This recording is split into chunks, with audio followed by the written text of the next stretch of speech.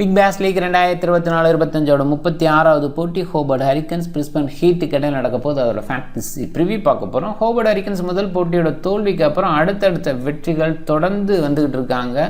அதே நேரத்தில் ஒரே ஒரு நோ ரிசல்ட்டு டேபிளில் செகண்ட் பொசிஷனில் இருக்காங்க. இந்த போட்டியில் ஜெயிச்சு இன்னொரு போட்டியில் ஜெயிச்சாங்கன்னா டாப் ஸ்பாட்டை சீல் பண்ண முடியும். இப்போதைக்கு ஒரு ஹோம் மேட்ச்சு கன்ஃபார்ம் ஃபைனல்ஸில், ஏன்னா டாப் 3க்கு கீழே வர முடியாது, அந்த இடத்துல இருக்காங்க. அதனால் சூப்பர்னு சொல்லணும். பிரிஸ்பன் ஹீட்டை பொறுத்த வரைக்கும் ஆரம்பத்தில் அதிரடியான ஸ்டார்ட் அப்படின்னா கூட தொடர் தோல்விகளில் கஷ்டப்பட்டுட்டு இருக்காங்க. அதுலேருந்து மீண்டு வருவாங்களா பார்க்கணும். இந்த போட்டி அடுத்த போட்டியில் ஜெயிச்சா தான் ஃபைனல்ஸ் அப்படிங்கிற இடத்துக்கு குவாலிஃபை ஆக முடியும். அப்படி ஒரு வாய்ப்பும் இருக்குது. அவங்களோட ஸ்டார்ஸ், இன்டர்நேஷ்னல் ஸ்டார்ஸ் காவாஜா அண்ட் லாபிஷன் வர்றது அந்த டீமுக்கு பெரிய பாசிட்டிவாக பார்க்கலாம். @MSC Cricket 11 அப்படின்னு சர்ச் பண்ணி டெலகிராமில் ஜாயின் பண்ணிக்கோங்க. குழப்பம் இருந்ததுன்னா டாப் கமெண்ட் லிங்க் இருக்குது, கிளிக் பண்ணி ஜாயின் பண்ணிக்கோங்க. Re11 ஸ்மால் லீக்குக்கு பெஸ்ட்டான ஆப்பு. நிறைய கேம்ஸ் கொடுக்குறாங்க. கேம்ஸ் இன்ட்ரெஸ்ட் இருக்கு உங்களுக்கு நல்ல வாய்ப்பு. ப்ரெடிக்ஷன் பேஸில் நீங்கள் பெஸ்ட்டாக இருக்கீங்களா? ஏகப்பட்ட ஃபேண்டசி ஃபார்மட்ஸ் இருக்குது. Re11 ரொம்பவே சூப்பராக கொடுக்குறாங்க. கெயின் பண்ணிக்க முடியும். அந்த வகையில் பெஸ்ட் Re11 இன்ஸ்டால் பண்ணலைன்னா டாப் கமெண்ட் லிங்க் இருக்குது, கிளிக் பண்ணி இன்ஸ்டால் பண்ணி என்னோடய ரெஃபரல் கூட பயன்படுத்த மறக்காதீங்க. இந்த காபா பிரிஸ்பானில் தான் இந்த போட்டி மழைக்கான வாய்ப்பு இல்லை. January 16 2 PM நம்மளோட டைம், அவங்களோட டைம் 6:30 PM ஸ்டார்ட் ஆகுது. 64 போட்டியில் 30 பேட் ஃபர்ஸ்ட் 32 சேசிங்கு. பெரிய டிஃப்ரென்ஸ் இல்லை. Score runs on the board இருக்கும்போது அந்த இடத்துல பேட் ஃபர்ஸ்ட்டு வின் பண்ணியிருக்கு நிறைய டைம். ஆனால் இந்த சீசனை பொறுத்த வரைக்கும் சேசிங் மட்டுமே வின் பண்ணியிருக்கனால சேஸ் ப்ரிஃபர் பண்ண பார்ப்பாங்க. ஆவரேஜ் பேட் ஃபர்ஸ்ட்டு விக்கெட்டுன்னு பார்க்கும்போது 6 விக்கெட்டாக இருந்திருக்கு. அண்ட் சேஸ் பண்ணும்போது ஆவரேஜாக 6 விக்கெட் தான் விழுந்திருக்கு. பிரிஸ்பன் ஹீட்டை பொறுத்த வரைக்கும் 224க்கு 5 அப்படிங்கிற ஹை ஸ்கோர் அங்கே பதிவு பண்ணியிருக்காங்க. அதே ஹீட்டு தான் மழை காரணமாக 109க்கு 4 அப்படின்னு லோ பண்ணியிருக்காங்க. 150க்கு பிலோவாக 18 டைம்ஸ் வந்திருக்கு. 190 அபவாகவும் 13 டைம்ஸ் வந்திருக்கு. மிடில் ஸ்கோர் 15 and 17 அப்படிங்கிற மாதிரி இருக்கிறனால டிஃப்ரெண்ட் டெம்ப்ளேட்ஸில் தான் அங்கே ஸ்கோர் வந்திருக்கு. பிச்சை பொறுத்த வரைக்கும் கொஞ்சம் ஸ்பஞ்சி பவுன்ஸ் கிடைக்கிற ஒரு இடமா இருக்குது. இனிஷியலாக கொஞ்சம் ஹோல்ட் ஆகும். அந்த இடத்த ஸ்டடி பண்ணி விளாண்டாங்கன்னு சொன்னால் செம்மையாக ஸ்கோர் பண்ணாலும் லேட்டாக பால் ஹோல்ட் ஆகும்போது பெட்டராக பேட்டுக்கு வரும். நிறைய டைம் பார்த்துருக்கோம். குறிப்பாக செகண்ட் இன்னிங்ஸோட ஹாஃபுக்கு அப்புறம் செம்மையாக ஸ்கோர் பண்ணுறத பார்த்துருக்கோம். இன்னும் சொல்லப்போனால் ஃபஸ்ட்டு 10 ஓவர் 60 இந்த மாதிரி ரேஞ்சில் இருந்தால் கூட செகண்ட் ஹாஃபில் ஒரு 120 100 அந்த மாதிரி ரேஞ்சில் எல்லாமே ஸ்கோர் பண்ணி பார்க்குறோம். ரீசெண்டாக அந்த ஒரு விஷயம் நடந்துக்கிட்டு இருக்குது. சேஸ் பண்ணுறது எளிதாக இருக்கிற ஒரு ஃபீலும் இருக்குது. மேபி அந்த சில்னஸ் ஆட் ஆகுது, எக்ஸ்ட்ரா டியூங்கிற மாதிரி விஷயங்கள் இதெல்லாம் வந்து நமக்கு ஈஸியாக எடுத்து கொடுக்குதோ என்னவோ அதுதான் பார்க்குறோம். அண்ட் இன்னொரு பாயிண்ட்டும் இருக்குது, அதை பேசுவோம். ஸ்கோர்ஸை பாருங்கள். இந்த சீசனில் 4 போட்டி நடந்திருக்கு. 4 போட்டியில் 170+ 2 முறை வந்தால் கூட சேஸ் பண்ணி ஜெயிச்சிருக்காங்க. பிரிஸ்பன் ஹீட்டு சேஸ் பண்ணும்போது அந்த 170+ அடித்து ஜெயிச்சிருக்காங்க. பட் பேட் ஃபர்ஸ்ட்டு பண்ணும்போது நம்ம கண்டிப்பாக கவனிக்க வேண்டிய விஷயம், அவங்களால 150 கூட நெருங்க முடியாமல் கஷ்டப்பட்டுருக்காங்க. இப்போ அந்த விஷயத்தை யோசிக்க வேண்டான்னு தான் நான் நினைக்கிறேன். ஏன்னா காவாஜா லாபிஷன் டாப் ஆர்டரில் வரும்போது ஒரு பாசிட்டிவ் எனர்ஜி கிடைக்கும். அதில் பெஸ்ட் அவுட்புட் வரலான்னு தோணுது. அவங்க பெஸ்ட் பண்ணுவாங்க அப்படின்றத விட அந்த மாதிரி பிளேயர்ஸ் வரும்போது டீமை சரியாக கொண்டு போவாங்க, பெட்டர் ஸ்கோர் கொண்டு வர வாய்ப்பு இருக்குது. அப்படின்னா ரன்ஸ் அந்த போர்டு வைக்கும்போது அந்த இடத்துல பேட் ஃபர்ஸ்ட்டு கூட ஜெயிக்கலாம். பட் 170 அப்படிங்கிற ஸ்கோர் வந்து பாராதான் இருந்திருக்கு. அதை ஈஸியாக ஜெயிக்கிற மாதிரி தான் இருந்திருக்கு. பிரிஸ்பன் ஹீட்டு ஏற்கனவே சொன்ன மாதிரி டாப் ஆர்டரில் லாபிஷன் அண்ட் காவாஜா வராங்க. இந்த டீம் பொறுத்த வரைக்கும் டாப் ஆர்டரில் இதுக்கு முன்னாடி கொஞ்சம் ஃபெயிலியர்ஸை கொடுத்துருக்காங்க. ஜாக் விட்டு இந்த இடத்துலலாம் ஃபெயிலியராக இருந்திருக்கு. அதனால தான் மிடில் இருக்க மேக்ஸ் பிரைண்ட் வந்து நல்ல அவுட்புட்டை கொடுத்துருக்காரு. ஸோ அதுவும் ஒரு காரணம். டாப் ஆர்டர் ஃபெயிலியர் ஏன்னா செகண்ட் ஹாஃபில் நம்ம பார்க்கும்போது நிறைய நேரங்களில் மேக்ஸ் பிரைண்ட் நல்லா அடிக்கிறத பார்த்துருக்கோம். அது பிட்ச் ஃபேக்டர் அப்படிங்கிறது ஒரு விஷயம் இருந்தால் கூட டாப் ஆர்டர் ஃபெயிலியரை கொடுக்கறதுனால அந்த இடத்துல அவர் விளையாடுறார் அப்படிங்கிற அந்த ஆங்கிள்லையும் யோசிக்க வேண்டியதாக இருக்குது. இதை தான் சொன்னேன். அண்டு நாதன் மெக்ஸ்வீனி ரென்ஸா பொறுத்த வரைக்கும் டீசெண்டாக விளையாடுறாங்க, ஓகேன்னு சொல்லலாம். சில நேரங்களில் ஃபெயிலியர்ஸை கொடுக்குறாங்க. டாம் அல்சாப் விக்கெட் கீப்பரும்போது கொஞ்சம் லேட்டாக வர்றார். இவரோட இடம் கிடையாது. டாப் ஆர்டரில் இருக்கிறது தான் அவருக்கு சக்ஸஸ்ஸு. எனிவே இங்கே வாய்ப்பு இல்லை. ஏன்னா பிரைண்ட்டும் டாப் ஆர்டரில் இருந்து பார்த்துருக்கோம். ரென்ஸா மேலே வந்து பார்த்துருக்கோம். டவுன் செகண்ட் டவுன் ஸ்டேஜில் கன்சிஸ்டண்ட்டாக இருந்திருக்காரு. காவாஜா லாபிஷன் டாப் ஆர்டரில் தான். லாபிஷன் பாசிபிளாக 1 down அப்படின்ற அந்த ஸ்டேஜுக்கு வேணால் யோசிக்கலாம். பட் ரொம்ப டஃப்பான ஒரு விஷயம். அப்போ வந்து மேக்ஸ் பிரைண்ட் இன்னுமே கீழே வர மாதிரி இருக்கனால அல்சாப் பொறுத்த வரைக்கும் நம்பர் 6 பொசிஷனில் இருக்கிறதுக்கு வாய்ப்பு இருக்குது. பவுல் வால்ட் ரிட்டர்ன் ஆகுறாரு. அவரோட இன்ஜுரி ஓகேவாக இருந்திருக்கு. அவர் உள்ளே வர மாதிரி இருந்தால் ஸ்வெப்சனை தான் வெளியில் வைக்கிற மாதிரி சூழல். ஸ்வெப்சனை பொறுத்த வரைக்கும் ஒன்ஸ் லீடும் பண்ணார். வைஸ் கேப்டனாக அந்த டீமுக்கு தொடர்ந்து இருந்தார்.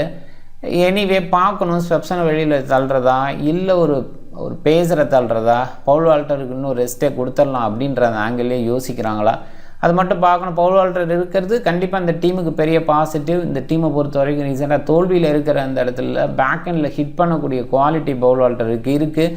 தேவைப்பட்ட ஸ்பின் பேஸில் லெக் பிரேக் பவுலிங் வீசுறதுக்கு ஆப்ஷன் வேணும்னா கூட பேஸ் வீசுவார், மீடியம் பேஸ் ரீசெண்டாக வீசி பார்த்தோம்.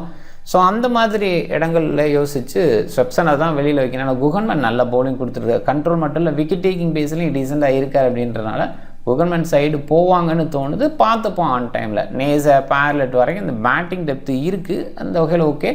அண்டு ஸ்பென்சர் ஜான்சனோட எக்ஸ்ட்ரா பேஸில் விக்கெட்ஸ் விழுந்துட்டுருக்கு, நல்லா பண்ணிகிட்டு இருக்காரு அப்படிங்கிறத பார்க்குறோம். பவுலிங் பேஸில் இந்த யூனிட் ஓகேவாக இருக்காங்க. பேட்டிங்கில் ஒரு ரீசன் இருந்தது, அதை சரி பண்ணுறதுக்கு காவாஜன் லாபிஷன் படுறாங்க. ஹோபர்ட் ஹரிக்கன்ஸு இந்த டீம்லேயும் சில மாற்றங்கள், கிறிஸ் ஜோர்டன் மறுபடியும் வரதுக்கு வாய்ப்பு இருக்குது. போன போட்டியில் ஸ்டான்லேக்கோட இன்ஜுரி, ஸோ அந்த வகையில் டிம் வார்டுக்கு ஒரு வாய்ப்பு கிடச்சிருக்கு. 11 வரதுக்கான வாய்ப்பு ரொம்ப குறைவு. ரீப்ளேஸ்மெண்ட்டாக யோசிச்சிருக்காங்க. அண்ட் இங்கே ஓவன் அண்டு கலேப் ஜெல் ஓப்பன் பண்ணுறாங்க. மேத்யூ வேர்ட் லேட்டாக வர்ற மாதிரி ஒரு விஷயத்த பண்ணியிருக்காரு. கண்டிப்பாக அது ஓகேன்னு சொல்லணும். ஏன்னா இன்டர்நேஷ்னல் லெவல்லையே ஒரு லேட்டாக வந்து சக்ஸஸ் பண்ணியிருக்காரு. போன போட்டியில் ஒரு குயிக் கேமியோ, அதுதான் அந்த டீமுக்கு வெற்றியும் ஏற்படுத்தி கொடுத்துச்சு. ஸோ அந்த பேஸில் அந்த இடம் அவருக்கு ஓகேன்னு தான் சொல்லணும். அண்ட் ஜுவல் ஓப்பன் பண்ணி நிறைய பார்த்துருக்கோம், இன்னைக்கு கீழே அனுப்ப வேண்டாம் அப்படிங்கிற அந்த ஒரு விஷயம் ஓகே. ஏன்னா சார்லி வாக்கியமும் பவர் பிளேவர் நல்லா யூஸ் பண்ணக்கூடிய பிளேயராக பார்த்துருக்கோம் டொமஸ்டிக்கில். ஸோ இதெல்லாமே யோசிச்சு மேத்யூ வேர்ட் லேட்டாக வர்றது ஓகேன்னு தான் தோணுது. ஓவன் பொறுத்த வரைக்கும் பாசிபிளாக பவுல் பண்ணுறதுக்கும் வாய்ப்பு இருக்குது. ஏன்னா பவுலிங் ஆப்ஷன் ஸ்டார்ட் பண்ணி போகிறாங்க. ஓவன் டீசெண்டான ஹிட்டிங் எபிலிட்டி இந்த சீசனில் நல்லாவே பேட் பண்ணியிருக்காரு. அண்ட் ஒரு இம்ப்ரூவ் பண்ணி ஷோ பண்ணியிருக்காரு. வாக்கியமோட இம்ப்ரூவ்மெண்ட் நல்லா இருக்கும். பட் இந்த சீசனில் ஒரு சில போட்டிகள் அந்த ஷார்ட் மேக்கிங் நல்லா இருந்தால் கூட பெருசாக இன்னிங்ஸை பில்ட் பண்ணலை. ஜாக் டோரான் பாசிபிளாக இந்த இடமா, நிக்கில் சௌத்ரி போன போட்டியில் மேலே அனுப்புனாங்க அந்த இடமா அப்படின்னு பார்க்கணும். மோஸ்ட்லி டோரான் வந்து டாப் ஆர்டர்லேருந்து பார்த்துருக்கோம், ஓரளவுக்கு டீசன்ட் சக்ஸஸ் கொடுத்துருக்காரு. இவன் அண்டர் 19லேருந்து பார்க்குறோம், அங்கேருந்து பெட்டராக வருவார் அப்படின்னு யோசிக்கிற இடத்துல கொஞ்சம் டவுன் ஆனார். ரீசெண்டாக ஆஸ்திரேலியா 11 அப்படிங்கிற மாதிரி இடத்துலலாம் நிறையா பார்த்துருக்கோம். ஸோ ஓவராலாக பார்க்கும்போது Jack Doran decent player, left hand பேட்டை, சில நேரங்களில் லெஃப்ட் ஹேண்ட் மீடியம் பவுல் பண்ண முடியும். பட் மோஸ்ட் ப்ராப்ளி டொமஸ்டிக்கில் தான் அதை பார்த்துருவோம். இந்த மாதிரி இடத்துல ரொம்ப ரேர்ன்னு தான் நான் பார்க்குறேன். நிக்கில் சௌத்ரி பவுலிங் பேஸில் சில நேரங்கள் ஓகே, லெக் பிரேக் ஆஃப் பிரேக்னு மாற்றி போடுறாரு. பேட்டிங்லேயும் சூப்பராக பண்ணுறாரு. ஸ்பின்னரை ஹேண்டில் பண்ணக்கூடிய விதம் ஓரளவுக்கு டீசெண்டாக இருக்குது. மேத்யூ வேர்ட் நல்ல பிளேயர், இன்டர்நேஷ்னல் லெவலில் ஃபினிஷராக பார்த்துருக்கோம். இப்போயுமே நல்ல ஃபினிஷராக இருக்க முடியும். அந்த இடம் அவருக்கு ஷூட் ஆகும் அப்படின்னு தான் தோணுது டாப் ஆர்டரை விட. டிம் டேவிட்டு இவ்வளோ லேட்டாக, இது கொஞ்சம் கேள்வியாக இருக்குது. எனி டைம் ப்ரொமோஷன் அப்படிங்கிற ஒரு விஷயம் இவர்கிட்ட இருக்கும். இந்த சீசனை பொறுத்த வரைக்கும் தொடர்ந்து 250 அடிச்சார், அதை நம்ம பார்த்தோம். ஓவராலாக ஒரு கம்பேக் அப்படின்னே சொல்லலாம். நான் ரீசன் டிம் டேவிட்டை பெருசாக பார்க்கலாம். ஐபிஎல்லே பார்க்கும்போது தொடர்ந்து வாய்ப்பு கொடுத்தாங்க, ஃபினிஷ் பண்ணவே இல்லை அப்படிங்கிற அந்த ஒரு இது இருந்தது. பட் இந்த சீசனில் அந்த ஒரு விஷயத்தை நல்லா பண்ணுறாரு. பிபிஎல்லில் எப்பயுமே ரைஸ் ஆவார் அப்படின்னு பார்த்துருக்கோம். அந்த ரைஸ் தான் வந்து நிறைய நேரங்களில் ஐபிஎல் மாதிரி இடத்துல யோசிக்க வச்சுது. பார்க்கணும் தொடர்ந்து அந்த சக்ஸஸ் கொடுப்பாராம். பட் லேட்டாக வருவாரோ அப்படிங்கிற அந்த ஃபீல் இருக்குது. ஒரு பாயிண்டில் நிக்கில் சௌத்ரி, மேத்யூ வேர்ட் மேலே வந்துட்டு ஜோக் டாரன் மறுபடியும் கீழே அப்படின்னா டிம் டேவிட்டை தான் மேலே அனுப்புவாங்க, ப்ரொமோட் பண்ணி ஹிட் பண்ணணும் அப்படின்னு. ஜென்ரலாகவே பேட் ஃபஸ்ட்டு பண்ணும்போது இந்த மாதிரி ஹிட்டர்ஸை மிஸ் பண்ணுறது ரொம்ப ஹாஸாக போய் முடியும். ஏன்னா மேக்ஸி இதுக்கு முன்னாடி பண்ணதை பார்த்தோம், ஒரு 6வது பேட்ஸ்மேன் அப்படின்னு நம்ம யோசித்து பார்க்குறப்ப ஹிட் பண்ணுவாரே அப்படின்றனால ப்ரொமோட் பண்ணுறாங்க, அப்போ சக்ஸஸும் கிடைக்குது அப்படின்றத பார்த்துருக்கோம். அது மாதிரி டிம் டேவிட்டி அந்த ஒரு விஷயத்தை யோசிக்கிறேன். செகண்ட் பேட்டிங் இருந்தாலும் இந்த பர்டிகுலர் க்ரௌண்டில் சக்ஸஸ் கொடுத்துருக்கு, பண்ண முடியும் எப்படின்னு யோசிச்சுக்கலாம். Chris Jordan right arm fast, நல்ல ஒரு பவுலர் அண்ட் நல்ல ஆல்ரவுண்டர் அப்படின்னு பார்க்கலாம். ஹிட்டிங் பேஸில் இங்கிலீஷ் கண்டிஷனில் ரொம்பவே பெஸ்ட்டாக இருந்திருக்கேன். இங்கே வந்து பெருசாக பண்ண முடியல, ஒரு சில நேரங்களில் ஓகேவாக இருந்திருக்கேன். பவுலிங் பேஸில் வெரைட்டி கொடுக்க முடியும். எல்லிஸு, மெரிடிட்டு கூட ஃபாஸ்ட் பவுலர்ஸு, பீட்டர் ஹட்ஸ்டோகுலு பாசிபிளாக தொடர்வார். இல்லை அந்த இடத்துல பேட்ரிக் டூலிக்கு எதுவும் வாய்ப்பு கொடுப்பாங்களா, இல்லை மார்க்கஸ் பீன் தொடர்ந்து ஒரு பக்கம் இருக்கார். ஒரு பாயிண்டில் ஹோபர்ட் ஹரிக்கன்ஸோட டாப் ஆர்டரில் இருக்கிற வாக்கிம் ஜுவல்ல எடுத்துகிட்டு மார்க்கஸ் பீனை உள்ளே கொண்டு வரணும் அப்படிங்கிற ஆங்கிள் எதுவும் யோசிப்பாங்களான்னு பார்க்கணும். பேட்டிங் டெப்த் ஜேவியர் பேலட் வரைக்கும் இருக்குது, இங்கே ஜோர்டான் வரைக்கும். எல்லிஸ் கூட முதல் போட்டியில் ஒரு சின்ன கேமியோ காமிச்சார். ஸோ அதெல்லாம் பார்க்கும்போது ஓரளவுக்கு பேட்டிங் டெப்த் ரெண்டு பக்கமே இருக்கிற ஒரு விஷயம். இந்த பேட்டிங் டெப்த்துன்னு ஒரு பாயிண்ட் யோசிக்கும் போது அப்போ ஃப்ரீ ஃப்ளோவாக பேட்டை விடுவாங்க அப்படின்னு இன்னொரு பாயிண்ட் யோசிக்கணும். அப்போ விக்கெட் பேஸில் கொஞ்சம் அதிகமாக விழவும் வாய்ப்பு இருக்குது. பவுலிங்கில் பார்க்கும்போது ஆப்வியஸாக கண்ட்ரோல் அப்படிங்கிறது ஹீட்டுக்கிட்ட இருக்குது. ஸோ எப்பயுமே கொஞ்சம் கண்ட்ரோல் பவுலிங் கொடுப்பாங்க. நேசர் நல்லா பண்ணுறது, பேர்லெட் நல்லா பண்ணுறது, ஸ்பென்சர் ஜான்சன் அண்ட் குஹன்மேன் இவங்கெல்லாம் எக்கனாமிக் பேஸில் ஓரளவுக்கு கண்ட்ரோலாக வீசுனாங்க. இந்த சைடுன்னு யோசிக்கும்போது எல்லிஸ் இப்போ ஓகேவாக இருக்கார். மெரிடிட்டு கொஞ்சம் ரன்ஸுக்கு போகிற எக்ஸ்ட்ரா பேஸ் நேரங்களில் கொடுக்கும்போது ரன்ஸாக கன்வெர்ட் ஆகும். நம்ம கடந்த சில போட்டிகளில் கொஞ்சம் கண்ட்ரோலாக வீசுகிறத பார்க்குறோம்.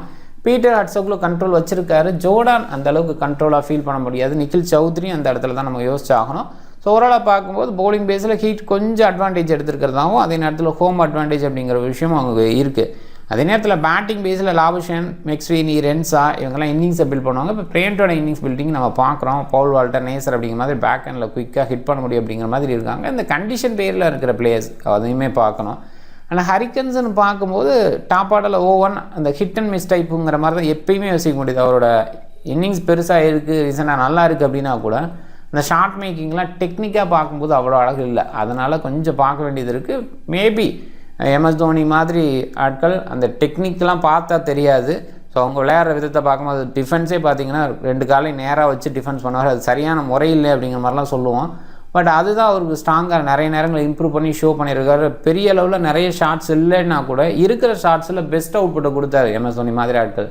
ஸோ அந்த மாதிரி யோசிக்கும்போது மிச் ஓவன் இந்த சீரீஸில் கண்டிப்பாக அவருக்கு தெரிஞ்ச ஷாட்ஸில் பெஸ்ட்டாக இருந்திருக்காரு. இம்ப்ரூவ் பண்ணிகிட்டு இருக்காரு. அதையுமே நம்ம பார்க்குறோம். ஸோ அதனால் கொடுக்கலாம். அதே நேரத்தில் இங்கே ஒரு ஆங்கிள் யோசிக்கும் போது எக்ஸ்ட்ரா பவுலரை கொண்டு வரலைன்னா அவருக்கான 2 ஓவர் 3 ஓவர் கிடைக்கும். ஸோ அதனால் கண்டிப்பாக அங்கே யோசிச்சாகணும். ஸோ அதனால் கன்சிடரபிள் தான், அதில் மிஸ் பண்ண வேண்டியதில்லை.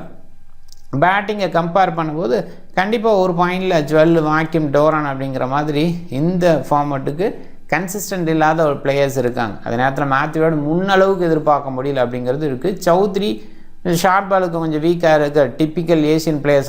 ஆப்வியஸாக நிக்கில் சௌத்ரி நமக்கு தெரியும், இந்தியாவை சேர்ந்த பிளேயர் தான், ஆஸ்திரேலியாவுக்காக விளையாடுறாரு. ஸோ அப்படிங்கிறது நம்ம இங்கே பார்க்குற ஒரு விஷயம் அங்கே இருக்குது. ஸோ அவர் ஷார்ட் பாலுக்கு கொஞ்சம் வீக்காக இருக்குது. இங்கே சொல்லப்போனால் பேர்லெட்டு, ஜான்சன் அதில் ஸ்ட்ரென்த்தை வச்சுருக்காங்க. ஸோ அவங்களுக்கு அகேன்ஸ்டாக காலியாகவும் வாய்ப்பு இருக்குது. அந்த இடத்துல பார்க்கணும். ஸ்பின்னர்ஸை நல்லா ஹேண்டில் பண்ணுவார் அப்படிங்கிற அந்த இடமும் இருக்குது.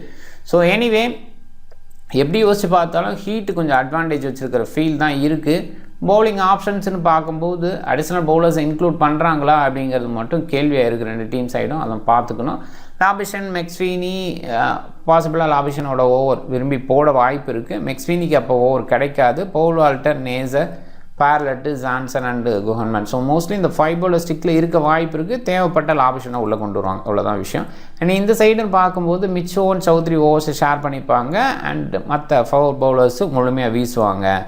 அண்டு நேசர், பேர்லெட் 2 ஓவரில் வீச வாய்ப்பு இருக்குது. எல்லிஸ் அண்ட் மெரிடிட் 2 ஓவரில் வீச வாய்ப்பு இருக்குது. 10-13 அப்படிங்கிற மாதிரி ஹெட் இருந்திருக்கு. பிரிஸ்பன் ஹீட் குறைவாக இருந்திருக்காங்க.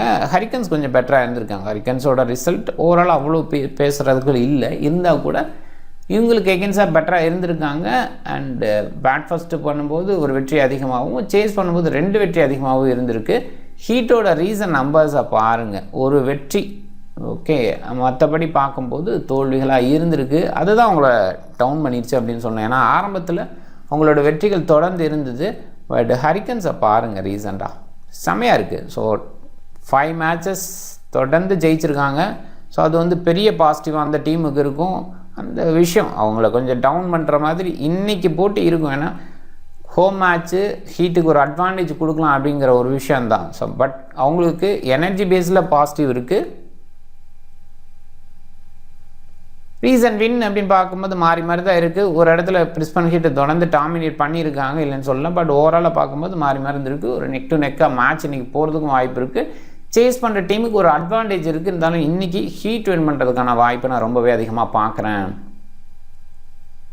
டாப் 14ஓட மைண்டில் லாபிஷன். ஸோ ஆப்வியஸாக நம்ம மிஸ் பண்ணுறது காவாஜா அந்தளவுக்கு கிரேட்டாக இல்லை. அந்த கான்ஃபிடென்ட் அவர் லெவல்லே இல்லைங்கிற மாதிரி இருக்குது. அது நேரத்தில் டெஸ்ட்டில் தான் தொடர்ந்து விளையாண்டுருக்கார். ஒரு 1 டே ஃபார்மேட் இந்த மாதிரி டிஃப்ரெண்ட் ஃபார்மேட்ஸில் அதிகமாக கான்சன்ட்ரேட் பண்ணுறதுலேங்கும்போது இந்த ஒயிட் பால் அப்படின்னு வரப்போது என்ன மாதிரி விளையாடுவார் அப்படின்னு யோசிக்க முடியல. சில நேரங்களில் இன்னிங்ஸை பில்ட் பண்ணி எடுத்துகிட்டு போவார். பட் ரெக்குயர்மெண்ட் அப்படின்னு பார்க்கும்போது குயிக்காக அடிக்கணும் அப்படிங்கிறது தான். ஏன்னா பேட்டிங் டெப்த்து இருக்குது. ஸோ அந்த வகையில் அவர் கொஞ்சம் மாட்டிப்பாரான்னு தோணுது. எனவே பார்த்துக்குங்க ஆன் டைமில்.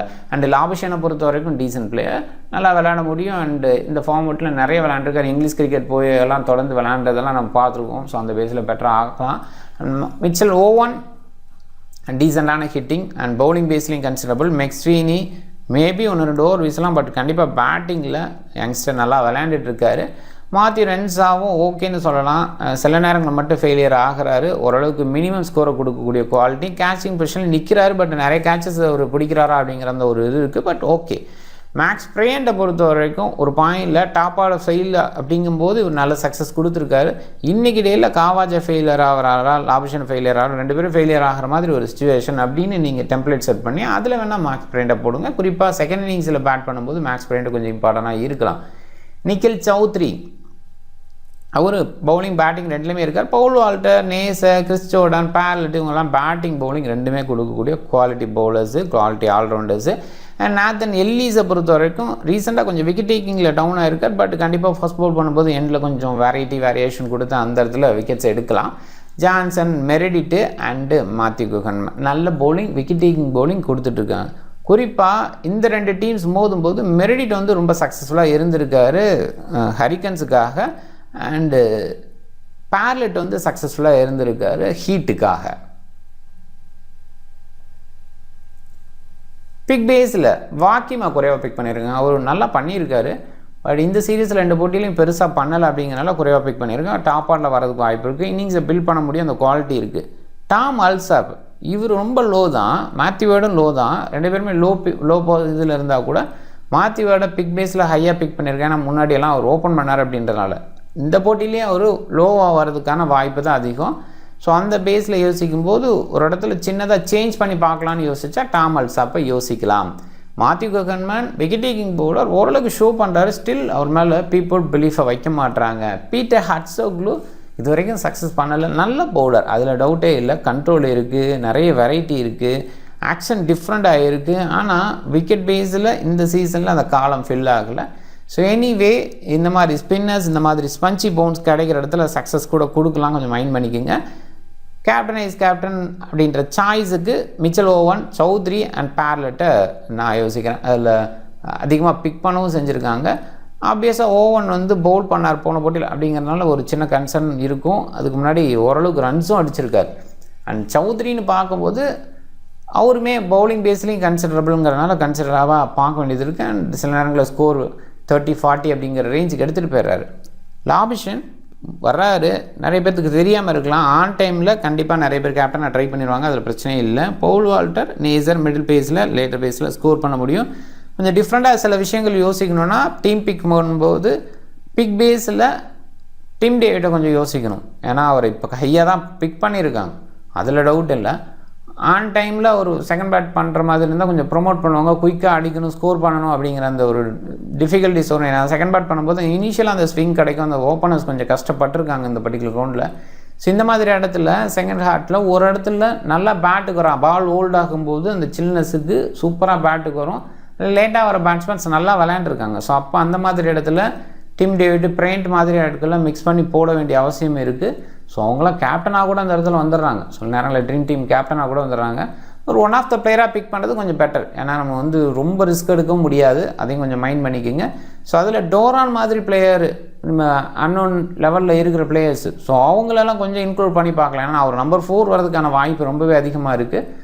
இப்போ ப்ரொமோட் பண்ணலாம். ஏன்னா ஸ்டெபிலிட்டி கொடுத்து நிறைய நேரங்களில் 1 down 2nd round இருந்திருக்கார், ஓப்பன் கூட பண்ணியிருக்காரு. ஸோ அதெல்லாமே நம்ம பார்த்துருக்கோம். ஸோ அந்த இடத்துல யோசிக்கும் போது அவரை கூட கொஞ்சம் கன்சிடர் பண்ணுங்கள். அப்படி 20 டீம் இந்த மாதிரிலாம் கிரியேட் பண்ணுறவங்களுக்கு இந்த மாதிரி விஷயங்கள் ஒரு டிப்பாக நல்லா யூஸ்ஃபுல்லாக இருக்கும்னு நம்புகிறேன். டீம் பாருங்கள், captain Mitch Owen, vice captain Chaudhary, people போகிற மாதிரி தான் நம்ம போயிருக்கோம். ஆப்வியஸாக நல்ல சாய்ஸ். ஏன்னா அவங்க 2 பேருமே பவுல் பண்ணுறதுக்கு வாய்ப்பு இருக்குது. எக்ஸ்ட்ரா பவுலர் இன்க்ளூட் பண்ணால் அப்போ கொஞ்சம் யோசிச்சு பிக் பண்ணிக்கோங்க. கேப்டன் வைஸ் கேப்டனா லாபிஷன் டீசன்ட் சாய்ஸு அந்த போட்டியில் விளையாடுவார்னு நம்புகிறேன். அண்ட் பவுலிங் எடுத்துக்கிட்டாருன்னா இனிமேல் நமக்கு பாசிட்டிவாக அமையலாம். அதே நேரத்தில் கேட்சிங் பொசிஷன் அவருக்கு எப்பயுமே இருக்கிற ஒரு விஷயமா இருக்கும்.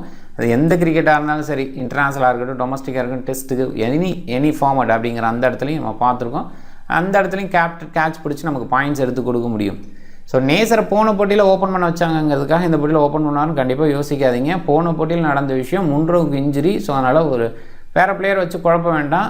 நேசர் ஓரளவுக்கு விளையாடுவார் அப்படின்றதுனால அவர் மேலே அனுப்புனாங்க. அது ஒரு நல்ல ஸ்டார்ட் கிடச்சிது. ஆனால் அதுக்கப்புறம் அவர் கன்வெர்ட் பண்ணலை அப்படிங்கிறது இருக்குது. ஸோ அதையும் கொஞ்சம் மைண்ட் பண்ணிக்கிங்க. இருந்தால் கூட அவர் மாதிரி ஆட்கள் இந்த மாதிரி பிச்சுக்கு கேப்டன் வைஸ் கேப்டனாக கொஞ்சம் ட்ரை பண்ணலாம். ஏன்னா ஹோமில் அவர் நல்லா பண்ணியிருக்கார் அப்படிங்கிற அந்த ஒரு இடத்துல யோசிக்கணும். ஜோர்டான் ரொம்ப லேட்டாக வருவார், இன்னுமே பேட்டிங்கில் டவுன் ஆகனால ஒரு பவுலர் ரேஞ்சுக்கு தான் அவர் யோசிக்க முடியுது. இந்த சீசனில் பவுலர் ரேஞ்சுக்கு தான் இருக்க முடியுது. ஸோ அதனால் நிறைய ட்ரை பண்ண வேண்டாம் கேப்டன் வைஸ் கேப்டன் அப்படிங்கிற மாதிரி. இந்த ஸ்பஞ்சி பவுன்ஸ் இடத்துல கொஞ்சம் வெரைட்டி கொடுத்து விக்கெட் எடுக்க முடியும். அது எல்லாமே ஓவராலாக மைண்டில் வைக்க வேண்டிய விஷயம். இங்கே டிஃப்ரெண்ட் டீமை ட்ரை பண்ணுங்கள். இந்த வீடியோ பிடிச்சிருந்தால் லைக் பண்ணுங்கள், உங்கள் ஃப்ரெண்ட்ஸுங்களுக்கு ஷேர் பண்ணுங்கள், சேனலை சப்ஸ்கிரைப் பண்ண மறக்காதீங்க. மிக்க நன்றி.